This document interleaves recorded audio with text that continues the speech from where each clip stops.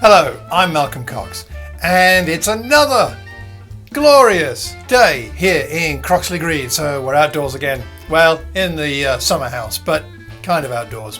Anyway, we're here for another edition of what we are reading, and what we're reading is Zeal Without Burnout by Christopher Ash. And we have reached the final chapter in the book. There is a little bit more to say in the next video just to finish things off, but this is actually the conclusion, and his conclusions of how we stay firm in our faith to the end, not just for a short period, but making it to the end. I mean, read the whole book and watch all these videos, but his conclusion is this. Number one, don't be soft. We know the Christian life is hard. Don't be soft. We follow a Lord who was crucified. So let's understand that it will be difficult following him.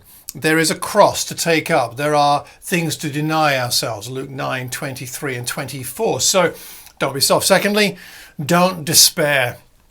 Perhaps even now you're feeling like, is it really worth it? Can I make it to the end? Don't despair. With God's help, you can make it. It will be worth it. There's going to be a time in the future when you will look back and say, I'm glad I held on. Thirdly, do a self-check. Do a self-check. By this, what he means is, am I giving myself enough time to sleep? Don't try to be someone who pretends you don't need sleep. Are you getting enough?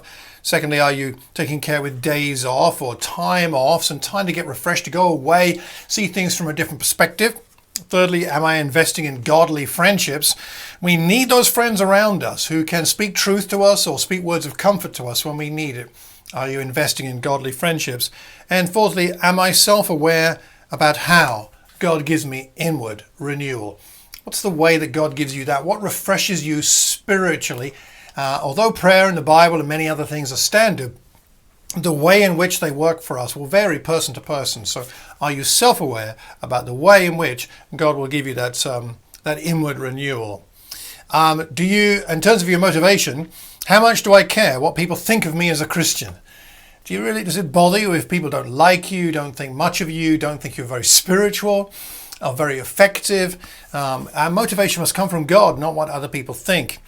Do we believe in the promises of God? Do we actually trust God that his promises are true and sure and is going to be worth it? And am I rejoicing in the free grace of God towards me rather than the gifts I have? Are we looking for God's approval rather than seeing our gifts and our successes visible not only to us but to other people? Where do we get our joy from, really? And then he says, make a resolution. And I'm going to read you this quote from the end of the book.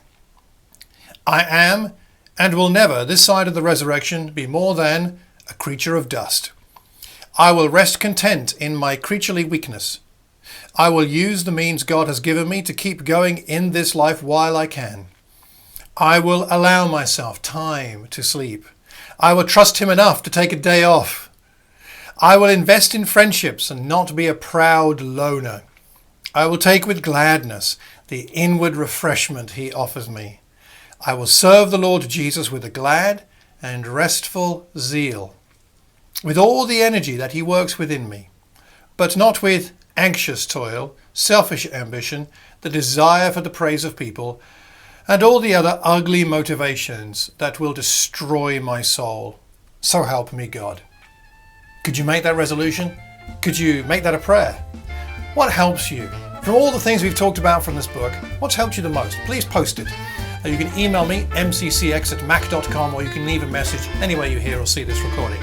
I'd love to know what helps you to keep your zeal, but not to burn out. Until the next time, I hope you have a wonderful day, and God bless.